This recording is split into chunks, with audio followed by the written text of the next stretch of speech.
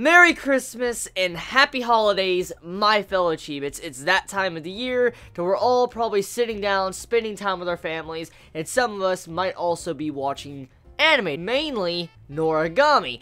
So this week has been rather slow. It really has been slow, and I have been doing some things. I've been playing a couple of games as well with some certain free time I've had, but I have been reading a couple of series, which I do plan on putting some first impressions out later today. But before we get into that, let's actually dive into this episode, the final episode of Noragami Season 2. So, Noragami Season 2 comes to a close. This is the finale. So, if you were unaware of that, yeah, this is the finale. Now, there was no announcement for a Season 3, which is very sad. It's very sad, but, I mean, we never had an announcement for Season 2 when Season 1 ended, and we didn't really think there was ever going to be a Season 2 because of the way Studio Bones did that ending. So, I don't think that Noragami is going to really have an issue with getting a Season 3. It really comes down to the sales, BD, DVD sales, and how it's supported and stuff in Japan, if it'll ever get a Season 3 greenlit.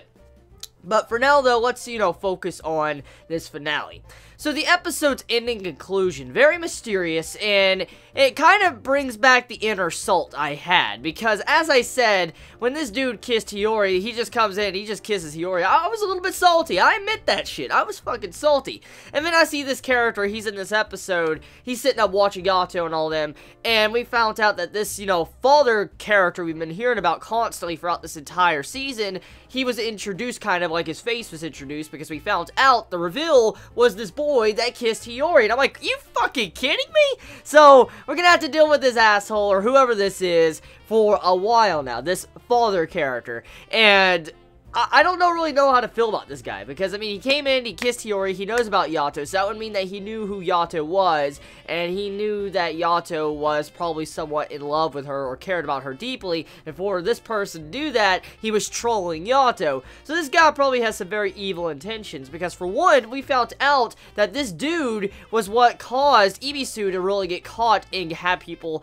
come after him to kill him, because this father character was the one that was actually causing issues to the Phantoms, being the Conjurer, and Ibisu got the blame placed on top of him. So really cool information we got at the finale part of this arc. So it wasn't really Ibisu all along, it was this father character, and Yato has been helping him out, and so is Nora. Speaking of Nora, though, two things get answered, or kind of get concluded in this episode. For one, we found out that Nora was left in the underworld. Now, it's not really explained how she got out of the underworld. It's never really explained. Maybe, this father guy, he went and saved Nora, and she got out. Maybe Nora found her own way out. There's many different possibilities, but for now, we do know that Nora was left inside the underworld, and we don't know exactly how she got out.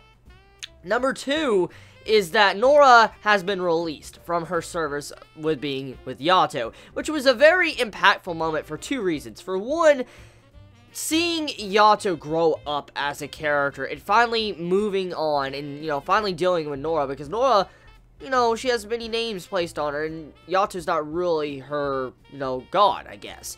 And when you think about it like that, when he finally released her, it was like him a sign of showing he's growing up and trying to change himself for Yukine can have someone to look up to. And when you see that scene, it's a powerful scene. But then we see it from another perspective. We get to see like quick flashback, like a really quick flashback, when Nora first got her name from Yato, and you see Yato, like, bestowing the name on her, and that was, like, a quick flashback, and then all of a sudden we come back to present day, and it looks like the exact same thing, but they're older.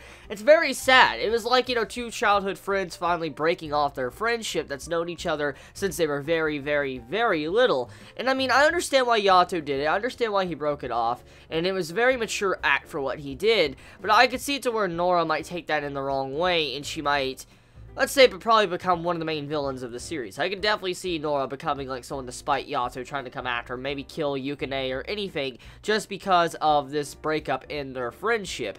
But for now, though, talking about that final scene, besides the entire father ordeal, the dude's impressions, like my impressions of him, seeing how he was summoning phantoms and stuff, it looked like he was making his own night parade. Now, I don't know if any has ever actually watched an anime series, you know, about a night parade, but that's exactly what it looked like to me. It looked like a parade of demons, you know, just behind him, and I'm like, yo, that looks like really fucking cool shit right there.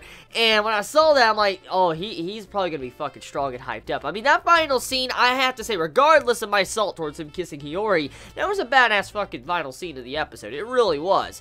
And I just cannot wait to find out more information about that when we ever do get a Season 3. If I had to place any bets, I would say a Season 3, if it was to get announced, it'd be probably announced sometime in spring, maybe summer of next year, just because it'd be too early to announce, you know, let's say another season of Noragami. From what I am hearing from Chibits on Twitter and Facebook, they let me know that Noragami currently at this time, like let's say the end of this episode, like the manga's like only 20, 21 chapters ahead of where we are right now in the anime. So I mean, it's not that far. And if they wanted to, I'm going to assume that they would probably announce it in spring, maybe summer. So that about wraps it up. I mean, the episode concludes a lot. We get to see, you know, little kid Ibisu and how Yato has changed and matured, how Yukine has changed and matured. And if there's one thing I have to take note of, this entire season of Noragami has really done wonders for Yukine's character development. His character development is so fucking good in this season. I mean, I remember he was this little boy that's breaking shit in season 1. Now look at him in this episode. I mean, he is a beautiful character now. Like, a really fantastic character that's really got some great development, and he's changed so much for the better, and I cannot wait to see who else will change in the near future. So yeah, tell me your thoughts in the comments below. You all have a wonderful day or night wherever you live. Merry Christmas, Happy Holidays, and I do hope all of you are spending time with your family and having some fun today. And if you don't celebrate, you know, Christmas or anything, still, I hope you all are having fun time with your family, because it is, like, you know, the end of the year, and hopefully everybody's just enjoying themselves. So please be safe. Chibi out.